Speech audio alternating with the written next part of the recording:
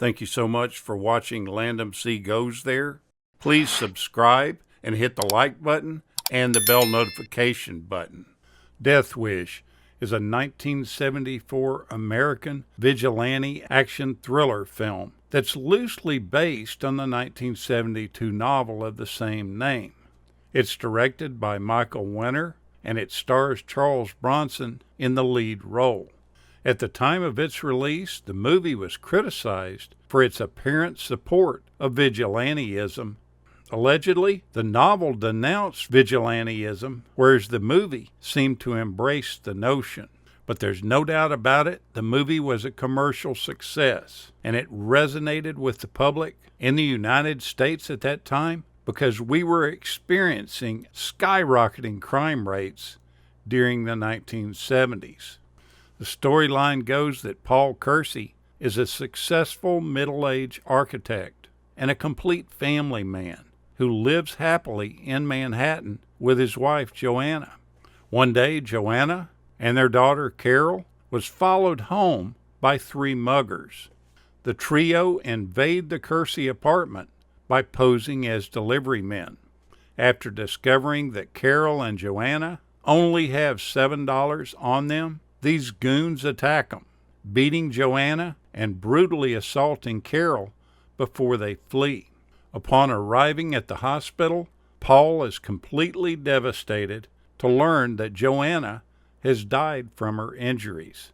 Shortly after his wife's funeral, Paul has an encounter with a mugger in a darkened street. Paul decides to fight back with a homemade weapon, causing the mugger to run away. While Paul is shaken and completely energized by the encounter. A few days later, Paul is invited to a dinner at a gun club. He goes on to reveal that he was a conscientious objector during the Korean War, when he served as a combat medic. Early on, he had been taught to handle firearms by his father, but after the senior Kersey was mortally wounded by a second hunter who mistook his father for a deer, Paul's mother made him swear never to use guns again. After being completely frustrated at the police because they can't find the intruders that hurt his wife and child, he becomes a vigilante, gunning down any criminal that crosses his path. The public finds these actions as being heroic. The development of the film, like I said earlier, was based on a novel by Brian Garfield from 1972. Garfield was inspired to use the theme of vigilantism following incidents in his own personal life. At one time, his wife's purse was stolen, and another, his car was vandalized. His initial response each time this happened was the feeling that he wanted to kill the people that were responsible. Later on, he considered these to be very primitive thoughts. He then thought about writing a novel about a man who entered into that way of thinking in a moment of rage, and he never emerged from it. This book got very good reviews, but wasn't a bestseller. Wendell Mays was hired to write the screenplay, and in doing so, he kept the basic structure of the novel and much of the philosophical dialogue. It was his idea to turn the police detective, Frank Ocha, into a major character in the movie. His early drafts of the screenplay had very different endings from the final one. In one, he followed the idea from the writer of the book. The vigilante confronts the 3 thugs who attacked his family and ends up dead at their hands. The police detective discovers the dead man's weapon and considers following in his footsteps. In another, the vigilante is wounded and rushed to the hospital. His fate is left ambiguous. Meanwhile, Ocha has found the weapon and he struggles with the decision to use it. His decision is left unclear. After Charles Bronson finished the film Stone Killer from 1973, he was talking to Michael Winter, the director of this film, and they wanted to make another movie together, and they were discussing their future projects. Bronson asked him what he wanted to do next. He told him that the best script that he had seen was one called Death Wish, and described it as a man whose wife and daughter were mugged, and he goes out and shoots the muggers. Bronson said, "I'd like to do that." Winter responded by saying, "The film?" Bronson quickly replied, "No, shoot muggers."